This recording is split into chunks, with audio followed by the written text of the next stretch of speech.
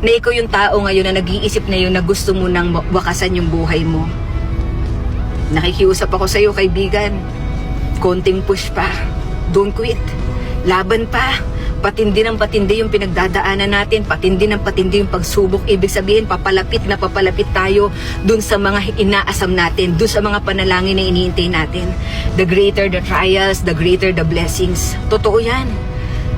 Wala pang pagsubok na dumating sa iyo na didinanas ng lahat ng tao. Tapat ang Diyos at hindi kanya bibigyan ng pagsubok ng higit sa iyong makakaya. Sa halip pagdating ng pagsubok, bibigyan kanya ng lakas para mapagtagumpayan yun. So alam ng Diyos na darating yung oras na to at binibigyan kanya ng lakas. Kailangan mo lang talaga magtiwala sa kanya. Don't quit. Baka bukas, eto na yung breakthrough sa buhay mo, sa pamilya mo, sa finances mo. Baka konting push pa, katulad nung naguhukay ng mina, di ba? Ilang buwan na sila naguhukay pero wala silang nakukuha. Sumuko na yung naguhukay.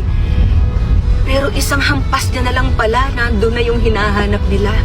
Baka kailangan isang hampas pa, isang laban pa, isang sabi pa, oh, wag kang susuko, isang laban pa, isang kaya pa. Kaya pa kasi kasama mo si Lord. Wag mong iisipin nag-iisa ka. Hindi hahayaan ng Lord na mag-isa ka. Kasama mo ang Panginoon. Mapagtatagumpayan mo yan.